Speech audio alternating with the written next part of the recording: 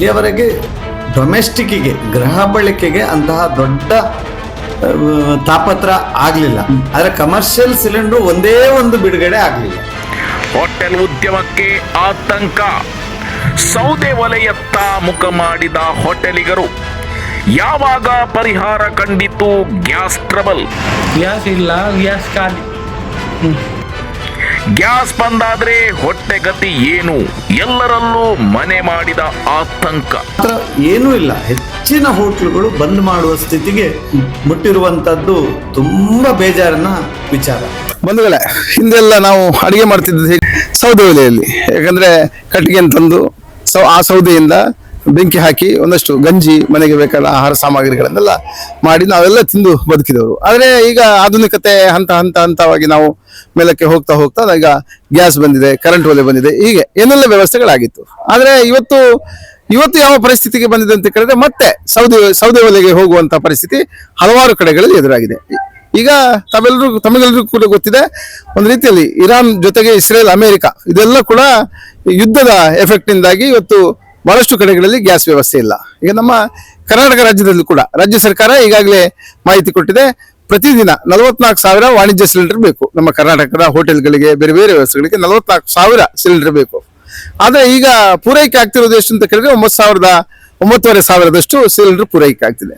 ಹಾಗಾಗಿ ಹೋಟೆಲ್ಗಳಿಗೆ ಪ್ರತಿದಿನ 1,000 ಸಿಲಿಂಡರ್ನಷ್ಟು ಮಾತ್ರ ಕೊಡ್ತೇವೆ ಹೇಳ್ಕೊಂಡು ಸರ್ಕಾರ ಈಗಾಗಲೇ ಪತ್ರಿಕಾ ಪ್ರಕಟಣೆಯನ್ನು ಕೊಟ್ಟಿದೆ. ಈಗ ಇದರಲ್ಲಿ ಯಾರು ಸಫರ್ ಆಗೋದು ಅಂತ ಕೇಳಿದ್ರೆ ಹೋಟೆಲ್ನ ಮಾಲಕರು, ಹೋಟೆಲ್ ಉದ್ಯಮಿಗಳು ಬಹಳಷ್ಟು. ಯಾಕಂದ್ರೆ ಗ್ಯಾಸ್ ಬರದಿದ್ರೆ ಅಲ್ಲಿ ಅಡುಗೆ ಮಾಡುವಾಗಿಲ್ಲ, ವ್ಯವಸ್ಥೆಗಳನ್ನು ಮಾಡುವಾಗಿಲ್ಲ.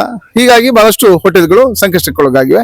ನಾವಿವತ್ತು ಹಲವಾರು ಹೋಟೆಲ್ಗಳಲ್ಲಿ ಅದರ ಬಗ್ಗೆ ಮಾಹಿತಿಯನ್ನು ಕೇಳ್ತೇವೆ. ಅದರ ಜೊತೆಗೆ ಹೇಗೆ ಗ್ಯಾಸ್ನಿಂದ ಮತ್ತೆ ಸೌದೆ ಒಲೆಗೆ ಹೋಯಿತು, ಒಂದು ಕಾಲದಲ್ಲಿ ಸೌದೆ ಒಲೆಯಿಂದ ಗ್ಯಾಸ್ಗೆ ಬಂತು, ಈಗ ಪುನಃ ಗ್ಯಾಸ್ನಿಂದ ಸೌದೆ ಒಲೆಗೆ ಹೋಗಿದೆ. ಹಾಗಾಗಿ ಇದರ ಒಂದಷ್ಟು ಮಾಹಿತಿಗಳನ್ನು ತಮಗೆ ಕೊಡ್ತೇವೆ. ಇದು ದಿನ ಸ್ವಯಂ ಟೈಮ್ಸ್ ವಿಶೇಷ. ಬಂಧುಗಳೇ, ನಾವು ಕಾರ್ಕಳದ ಸವಿತಾ ಹೋಟೆಲ್ಗೆ ಬಂದಿದ್ದೇವೆ. ಬಹಳಷ್ಟು ಒಂದು ಸುಂದರವಾದ ಹೋಟೆಲ್. ಯಾಕಂದ್ರೆ ಒಂದು 4 ಮಳಿಗೆಯುಳ್ಳ ಈ ಹೋಟೆಲ್ನ ಮೇಲ್ಭಾಗದಲ್ಲಿ ಕೂತ್ಕೊಳ್ಳಿಕ್ಕೆ ಒಂದು ಸುಂದರ, ಇಲ್ಲಿ ಕೂತ್ರೆ ಒಂದಷ್ಟು ಹೈವೇಯ ಸುಂದರ ಚಿತ್ರಣ ಇಲ್ಲಿಗೆ ಸಿಗುತ್ತೆ. ಈಗ ಇಲ್ಲಿ ಹೋಟೆಲ್ನಲ್ಲಿ ಒಂದಷ್ಟು ವ್ಯಾಪಾರ ಬಹಳಷ್ಟು ಭರಾಟೆಯಿಂದ ನಡೀತದೆ.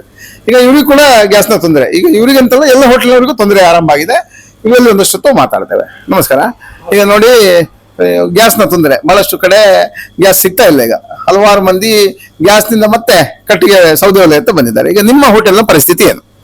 ನಮ್ಮ ಹೋಟೆಲಿಗೆ ದಿನಕ್ಕೆ ಒಂದು ಮಿನಿಮಮ್ ಅಂದರೆ ಒಂದು 2 ಸಿಲಿಂಡರ್ ಬೇಕಿತ್ತು. ಆದರೆ ಈಗ ಒಂದು 10 ದಿವಸದಿಂದ ನಮಗೆ ಸಿಲಿಂಡರ್ ಸಿಗದ ಕಾರಣ ಬಹಳ ತೊಂದರೆ ನಾವು ಅನುಭವಿಸ್ತಿದ್ದೇವೆ. ಈಗ ನಾವು ಮತ್ತೇನು ಮಾಡೋದಂದರೆ, ಈಗ ಸೌದೆ ಒಲೆ ನಾವು ಈಗ ಅದರ ಅಡಿಗೆ ಮಾಡಿ ಹಳೆ ಕಾಲದ ಸೌದೆಗೆ ಹೋಗಿ ಈಗ ನಾವು ಈಗ ಅಡಿಗೆ ಮಾಡಿ ಕೊಡ್ತಿದ್ದೇವೆ. ಆದರೆ ಆ ಕಸ್ಟಮರ್ ಕೇಳಿದ ಫುಡ್ ನಮಗೆ ಇಲ್ಲಿ ಈಗ ಕೊಡಲಿಕ್ಕೆ ಸಾಧ್ಯ ಆಗ್ತಾ ಇಲ್ಲ. ಕೇಳ್ತಾರೆ, ಕಸ್ಟಮರ್ ಇದ್ದಾರೆ, ಆಗುವುದನ್ನು ಮಾಡಿ ಈಗ ಕೊಡ್ತಾ ಇದ್ದೇವೆ. ಆದರೆ ಈಗ ಸಿಲಿಂಡ್ರು ಬರದೆ ಒಂದು 10 ದಿವಸ ಮೇಲಾಯಿತು. ಇನ್ನು ಬರ್ಬೋದು ಅಂತ ನಾವೊಂದು ನಿರೀಕ್ಷೆಯಲ್ಲಿ ಇದ್ದೇವೆ. ಕಾರ್ಕಳದಲ್ಲಿ ಬಹಳಷ್ಟು ಹೆಸರುವಾಸಿಯಾದ ಹೋಟೆಲ್ ಜೊತೆಗೆ ರಾಷ್ಟ್ರೀಯ ಹೆದ್ದಾರಿಯ ಬದಿಯಲ್ಲಿರುವ ಸುಂದರವಾದ ಹೋಟೆಲ್ ನಮ್ಮ ಹೋಟೆಲ್ ಮಯೂರ ಇಂಟರ್ನ್ಯಾಷನಲ್. ಈಗ ಮಯೂರ ಇಂಟರ್ನ್ಯಾಷನಲ್ ಕೂಡ ನೂರಾರು ಮಂದಿ ಪ್ರತಿನಿತ್ಯ ಇಲ್ಲಿ ಬಂದು ಇಲ್ಲಿ ಏನೆಲ್ಲ ವಿಶೇಷ ಅಂದ್ರೆ ಖಾದ್ಯಗಳು ಯಾವ್ದೆಲ್ಲ ಇದೆ, ಆಹಾರ ಯಾವ್ದಿದೆ ಅದೆಲ್ಲರೂ ಕೂಡ ಸ್ವೀಕಾರ ಮಾಡ್ತಾರೆ. ಈಗ ಅದರ ಮಾಲಕರು ಉದಯ ಸಾಲಿಯನ್ ಅವರು ಕೂಡ ನಮ್ಮ ಜೊತೆ ಇದ್ದಾರೆ. ಉದಯ ಸಾಲಿಯನ್, ನಮಸ್ಕಾರ. ಈಗ ಇತ್ತೀಚಿನ ದಿನಗಳಲ್ಲಿ ಗ್ಯಾಸ್ನ ತೊಂದರೆ ನಮಗೂ ಕೂಡ ಬಾಧಿತ ಆಗಿರ್ಬೋದು. ಯಾಕಂದ್ರೆ ಎಲ್ಲ ಕಡೆ ಕೂಡ ಎಲ್ಲೂ ಗ್ಯಾಸ್ ಸಿಗ್ತಾ ಇಲ್ಲ. ಸರ್ಕಾರ ಕೂಡ ಇಂತಿಷ್ಟು ಗ್ಯಾಸ್ ಕೊಡೋದು ಮಾತ್ರ ಅಂತ ಹೇಳ್ಕೊಂಡು ಒಂದು ಕಟ್ಟುನಿಟ್ಟಿನ ನಿಬಂಧನೆಗಳನ್ನು ಮಾಡಿದೆ. ಈಗ ತಾವು ಇಂಥ ಪರಿಸ್ಥಿತಿಯಲ್ಲಿ, ಯಾಕಂದ್ರೆ ನಿಮ್ದು ಸ್ವಲ್ಪ ದೊಡ್ಡ ಹೋಟ್ಲು, ಇಲ್ಲಿಗೆ ಜನ ಬರೋದು ಜಾಸ್ತಿ, ರಾಷ್ಟ್ರೀಯ ಹೆದ್ದಾರಿ ಪಕ್ಕವೇ ಇದೆ. ಈಗ ತಾವು ಈ ವ್ಯವಸ್ಥೆಯನ್ನು ಯಾವ ರೀತಿ ನಿಭಾವಣೆ ಮಾಡ್ತಾ ಇದ್ದೇನೆ? ನಾವೀಗ ಕಟ್ಟಿಗೆ ದೋಳೆ ರೆಡಿ ಮಾಡಿದ್ದೇವೆ, ತವಾ ಅದು ಕೂಡ ಕಟ್ಟಿಗೆಯಲ್ಲೇ ಮಾಡ್ತೇವೆ. ಹಾಗಾಗಿ ನಾವು ಸ್ವಲ್ಪ ಮ್ಯಾನೇಜ್ ಮಾಡ್ತಿದ್ದೇವೆ. ಈಗ ತುಂಬಾ ಕಷ್ಟ ಆಗಿದೆ. ಅದು ಯಾರು ಕೂಡ ಜನಪ್ರತಿನಿಧಿಗಳು ಯಾರು ಕೂಡ ಅದ್ರ ಬಗ್ಗೆ ಡೊಮೆಸ್ಟಿಕ್ ಬಗ್ಗೆ ಮಾತಾಡ್ತಾರೆ, ಕಮರ್ಷಿಯಲ್ ಬಗ್ಗೆ ಯಾರು ಮಾತಾಡೋದಿಲ್ಲ. ನಮ್ಮ ಹೋಟೆಲ್ ಅವರು ಕಡೆ ಅನಿಸ್ತಿದ್ದಾರೆ ಅಂತ ಹೇಳ್ಬೋದು ಒಂದು ವಿಧದಲ್ಲಿ. ಇದರ ಹಿಂದಿನ ದಿನಗಳಲ್ಲಿ ಈಗ ಆಗ ಗ್ಯಾಸ್ ನಲ್ಲೇ ಮಾಡ್ತಿದ್ರ ಅಥವಾ ಕಟ್ಟಿಗೆ ಮೊದಲು ಇತ್ತ? ಇಲ್ಲ, ಗ್ಯಾಸ್ ಅಲ್ಲಿ ಮಾಡ್ತಿದ್ರು. ಹಾಗಾಗಿ ತುಂಬಾ ಕಷ್ಟ ಆಗಿದೆ. ಕೆಲಸಗಾರರಿಗೆ ಸ್ವಲ್ಪ ಕಷ್ಟ ಆಗ್ತದೆ. ಅಂದ್ರೆ ಅವರು ಗ್ಯಾಸ್ಗೆ ಇದಾಗಿದ್ರು, ಅಲ್ಲಿಂದ ಪುನಃ ಕಟ್ಟಿಗೆ ಬರ್ಬೇಕಾದ್ರೆ ಡಿಫೆಂಡ್ ಆಗಿದ್ದಾರೆ. ಅಲ್ಲಿಂದ ಇದಕ್ಕೆ ಬರ್ಬೇಕಾದ್ರೆ ಸ್ವಲ್ಪ ಕಷ್ಟ ಆಗ್ತಿದೆ. ಈಗ ಹಾಗೆ ಏನಾದ್ರು ಒಂದು ಬಂದ ಕಸ್ಟಮರಿಗೆ ಒಂದು ಊಟ ಕೊಡ್ಬೇಕಲ್ಲ, ಇಲ್ಲ ಅಂತ ಹೇಳಿ ಕಲಿಸ್ಲಿಕ್ಕೆ ನಮಗೆ ಬೇಜಾರಾಗ್ತದೆ. ಹಾಗಾಗಿ ಏನಾದ್ರು ಮಾಡಿ ಊಟ ಕೊಡ್ತಿದ್ದೇವೆ ಈಗ.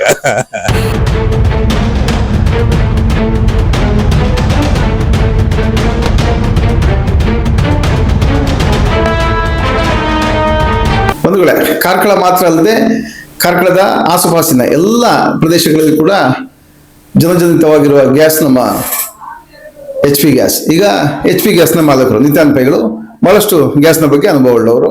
ಈಗ ಅವರಲ್ಲಿ ಒಂದಷ್ಟು ಹೊತ್ತು ಈ ಸಮಸ್ಯೆಗಳ ಬಗ್ಗೆ ನಾವು ವಿಮರ್ಶೆ ಮಾಡ್ತೇವೆ. ಪೈಗಳೇ, ಈಗ ತಾವು ಆಲ್ ಇಂಡಿಯಾ ಗ್ಯಾಸ್ ಅಸೋಸಿಯೇಷನ್ ಉಪಾಧ್ಯಕ್ಷರಾಗಿದ್ದೀರಿ. ಈಗ ನೋಡಿ, ಗ್ಯಾಸ್ನ ಸಮಸ್ಯೆ ಬಹಳಷ್ಟು ದಿನ ಸಮಸ್ಯೆ ಆಗ್ತಿದೆ. ಒಂದ್ ಕಡೆ ಯುದ್ಧ, ಈ ಕಡೆ ಗ್ಯಾಸ್ ಬರ್ತಾ ಇಲ್ಲ, ಹೋಟ್ಲಿನವರಿಗೂ ಸಮಸ್ಯೆ, ಜನರಿಗೂ ಸಮಸ್ಯೆ. ಈಗ ಇದರ ಪರಿಹಾರ ಯಾವ ರೀತಿ ಆಗ್ಬೋದು? ಪರಿಹಾರ ಹೇಳುದು ಸ್ವಲ್ಪ ಕಷ್ಟವೇ. ಯಾಕಂತ ಹೇಳಿದ್ರೆ ಯುದ್ಧ ಆಗ್ತಾ ಇದೆ. ನಿಮ್ಮ ಇರಾನ್ ಸೈಡ್ನಿಂದಲೇ ಎಲ್ಲ ಶಿಪ್ಗಳು ಬರಬೇಕು.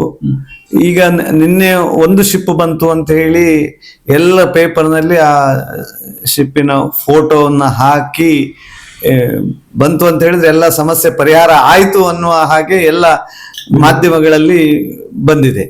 ಆದ್ರೆ ಬಂದಿರುವಂತಹದ್ದು ಸಾಧಾರಣ 92,000 ಲಕ್ಷ ಟನ್ ಸಾಮರ್ಥ್ಯದ ಒಂದು ಶಿಪ್ ಬಂದಿರೋದು ಅಂತ ಹೇಳಿದ್ರೆ ಅದರಲ್ಲಿ 65 ಲಕ್ಷ ಸಿಲಿಂಡರ್ಗಳನ್ನ ತುಂಬುವ ಸಾಮರ್ಥ್ಯ ಇದೆ. ಆದ್ರೆ ನೀವು ಕೇಳ್ಬೇಕಾಗಿದ್ದಂತದ್ದು 65 ಲಕ್ಷ ಸಿಲಿಂಡರ್ ಎಷ್ಟು ದಿವಸಕ್ಕೆ ಸಾಕು ಅಂತೇಳಿ.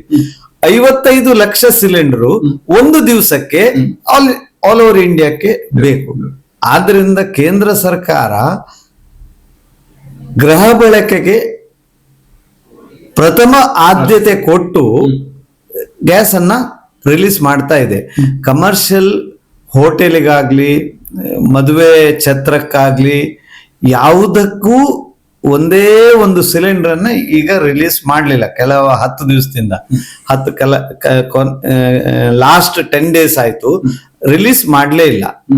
ಬದಲಾಗಿ ಯಾವ್ಯಾವ ಕಾಲೇಜಿನ ಹಾಸ್ಟೆಲ್ಸ್ ಇದೆ, ಆಸ್ಪತ್ರೆ ಇದೆ, ಇಂತಹವುಗಳಿಗೆ ರಿಲೀಸ್ ಮಾಡ್ತಾ ಇದ್ದಾರೆ. ಅದು 3 ತಿಂಗಳ ಲಾಸ್ಟ್ 3 ತಿಂಗಳಲ್ಲಿ ಎಷ್ಟು ಉಪಯೋಗ ಮಾಡಿದ್ದಾರೆ ಅದರದ್ದು ಒಂದು 75-80% ಹಾಸ್ಟೆಲ್ಗಳಿಗೆ ಬಿಸಿ ಊಟಕ್ಕೆ ರಿಲೀಸ್ ಮಾಡ್ತಾ ಇದ್ದಾರೆ. ಬಿಟ್ರೆ ಒಂದೇ ಒಂದು ಸಿಲಿಂಡರ್ನ ಹೋಟೆಲಿಗೆ ರಿಲೀಸ್ ಮಾಡಲಿಲ್ಲ. ಎಲ್ಲ ಕಾರ್ಕಳದ ಎಲ್ಲ ಹೋಟೆಲ್ ಅವರು ಗ್ಯಾಸ್ನ ಸಂಕಷ್ಟದಲ್ಲಿ ಇದ್ದಾರೆ. ಈಗ ಕಾರ್ಕಳದಲ್ಲಿ ಈಗ ತಾವು ಬಹಳಷ್ಟು ವರ್ಷದಿಂದ ಗ್ಯಾಸ್ ಕೊಡ್ತಾ ಇದ್ರಿ. ಈಗ ಕಾರ್ಕಳ ತಮ್ಮ ವ್ಯಾಪ್ತಿಗೆ, ತಾವೀಗ ಕೊಡುವಂತ ವ್ಯಾಪ್ತಿಗೆ ಪ್ರತಿನಿತ್ಯ ಹೋಟ್ಲಿನವರಿಗೆ ಎಷ್ಟು ಗ್ಯಾಸ್ ಅಂದಾಜು ಬೇಕು? ನಮ್ಮ ಏಜೆನ್ಸಿಯ ಮುಖಾಂತರ ಸಾಧಾರಣ 6,000 ಕಮರ್ಷಿಯಲ್ ಸಿಲಿಂಡರ್ಗಳು ವಿತರಣೆ ಆಗ್ತವೆ. ಎಷ್ಟು ದಿನಕ್ಕೆ?